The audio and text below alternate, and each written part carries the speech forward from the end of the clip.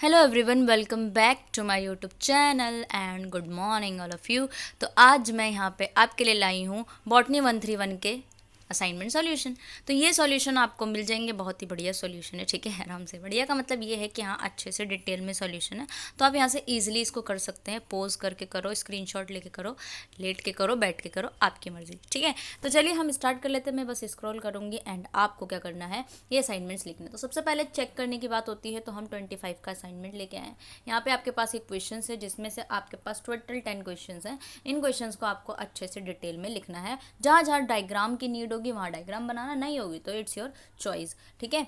और आपको पेजेस की अगर मैं बात करूँ तो आपके पास प्रैक्टिकल पेजेस होंगे एंड जो दोनों साइडेड लाइन वाले पेज होते हैं, आप दोनों में से कोई भी यूज़ कर सकते हो, ठीक है। इसमें कोई भी पाबंदी नहीं है।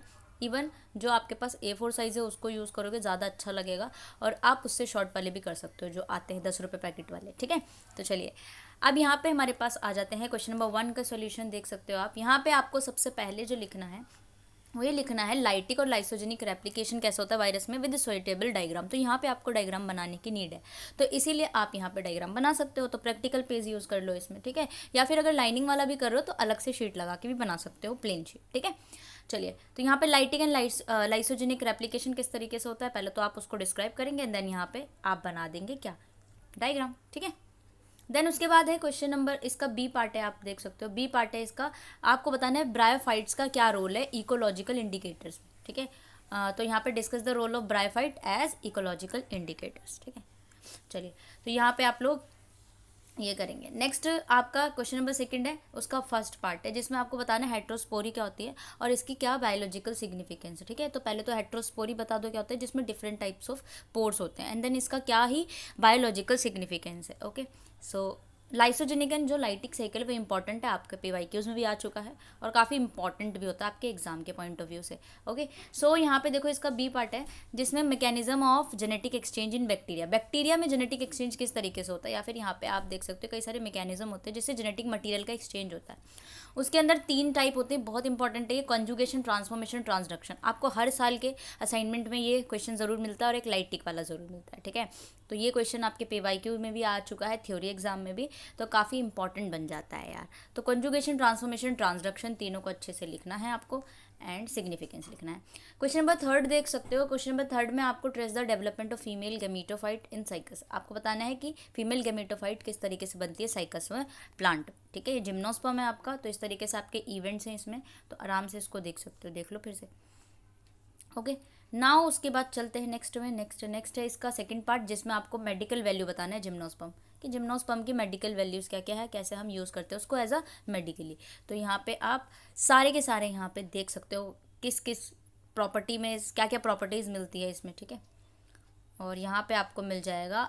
नेक्स्ट फोर्थ में आपको बताना है डिफरेंस, जिसमें बैक्टीरियल सेल और आर्कियल सेल है, आपको बताने इनमें क्या क्या डिफरेंस है। तो दोनों में अच्छे से डिफरेंस लिखा हुआ है। Then liverworts and mosses में क्या डिफरेंस है वो अच्छे से लिखा है, ठीक है। तो आप इसको देख सकते हैं, liverwort and mosses. Transformation and transduction, ठीक है, इसमें देख सकते हो।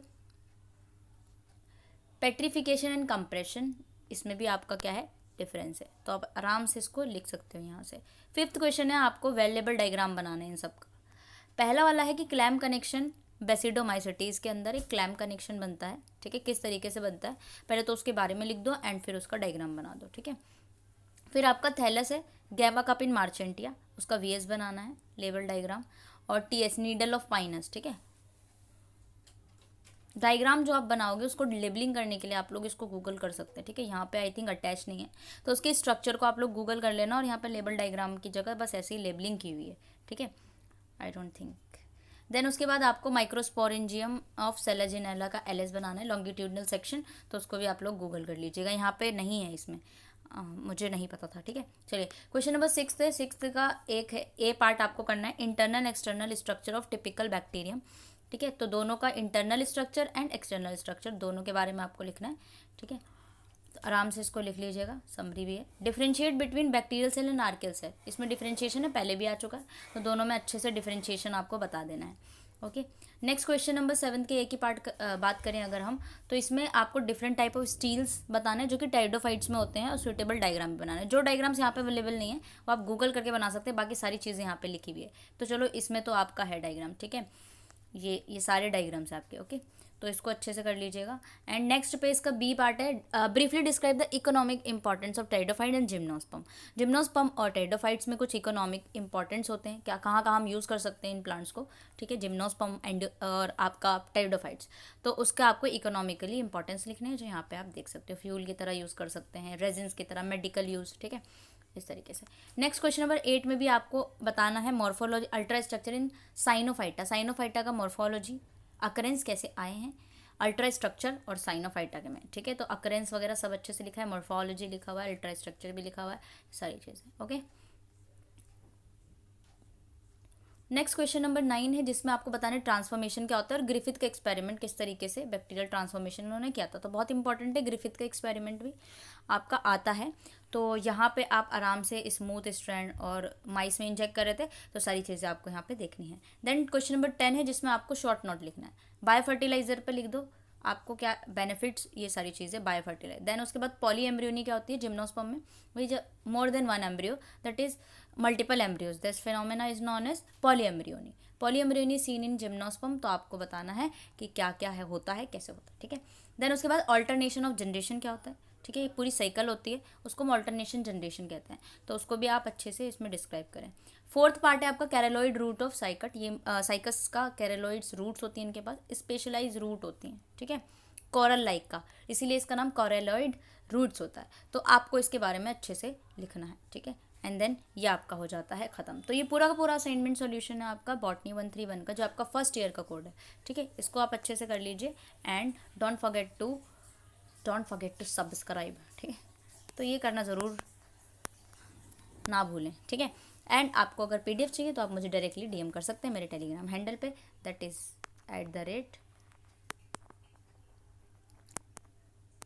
@Miss Medico 170, ठीक है। बाकी मिलते हैं नेक्स्ट में, जब तक के लिए bye bye and take care.